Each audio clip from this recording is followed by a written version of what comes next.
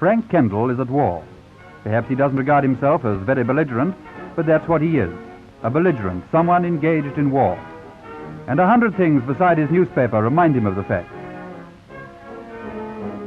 That gas mask is a reminder that he may be bombed from the air.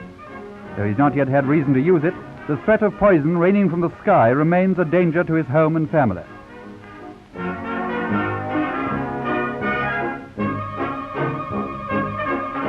His food card is evidence that evil forces are working overtime to sink the ships which bring him wheat and meat from abroad.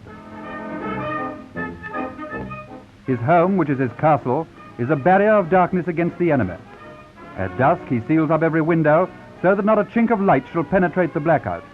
And all this because Frank Kendall has gone to war with Germany. This is his war.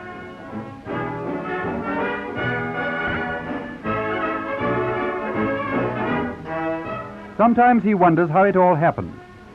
It seems such a few months ago that he lived in a country at peace, where peace seemed the only possible condition, where war was incredible. The same peace which brooded over the countryside inspired the minds of men. Their rivalries were the rivalries of sport, and in sport the eagerness to win is tempered by the standards of fair play and sportsmanship. The same spirit ran through his feelings about other countries. International affairs, he felt, were played according to rules, with public opinion as a sort of referee to see that no unfair advantage was taken. Then suddenly it's all changed. That man Hitler breaks all his promises and sends his soldiers marching into Czechoslovakia. The millions of men which have been pressed into military service in Germany are seen to have been trained for the one obvious purpose, aggression. By aggression, Hitler stole Czechoslovakia and started to threaten Poland. Frank Kendall approved the stand which the British government took against further aggression. The whole nation approved it. But still he didn't realize that war was coming. It was unthinkable that Germany, despite all her preparations, her frenzied construction of the Siegfried Line, should wish to go to war again, twice in 25 years.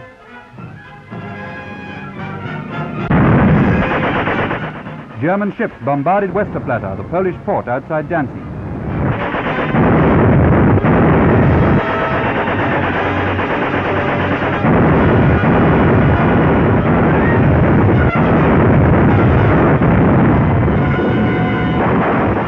German mechanized armies invaded Poland from 3 sides.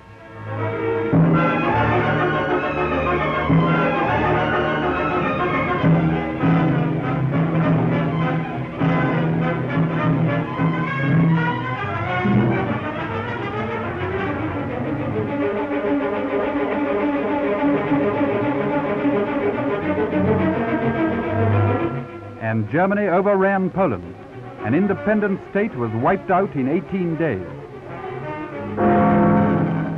The British government declared war in the name of Frank Kendall and 45 million more like him. Immediately the campaign of barbarous sea warfare commenced. First victim, the Athenia, sunk 3 hours after the declaration of war, 200 miles out in the Atlantic. The Nazis' plans were well laid.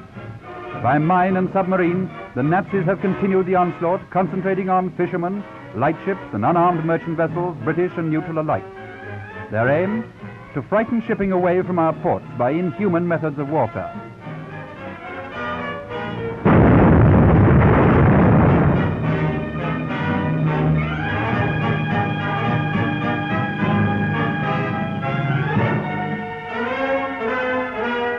Crews and passengers were left to their fate by the brutal U-boat. The Nazis hoped to stop the supply of food and raw materials to Britain. Why did the Germans not immediately bomb London, Birmingham, Manchester, Glasgow? Terrorizing civilians was part of their policy in Poland. The answer is that Britain was ready and able to bomb German cities in return. And that is the only argument which Germany understands.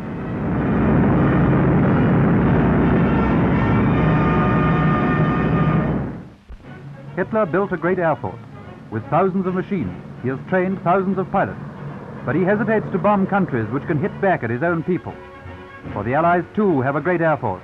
They have worked hard to catch up on the advantage which the Germans gained when we held on grimly to the hopes of peace. In factories up and down Britain and France, the splendid aeroplanes which have proved their mettle on patrols and reconnaissances and in occasional combat are being turned out in huge numbers.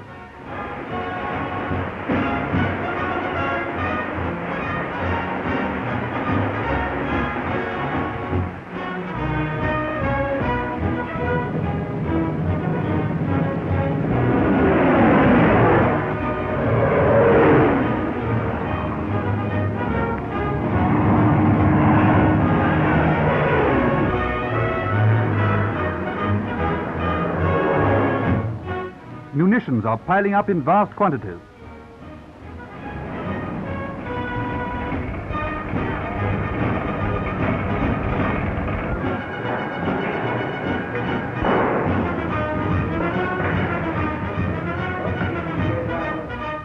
Torpedoes.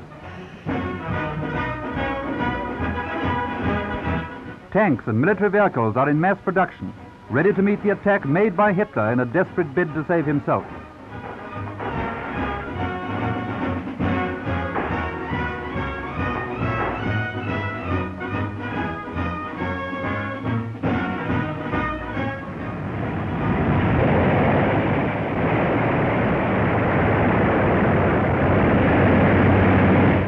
And the new British armies are taking shape on a scale that rivals the victorious effort of 1914-1918.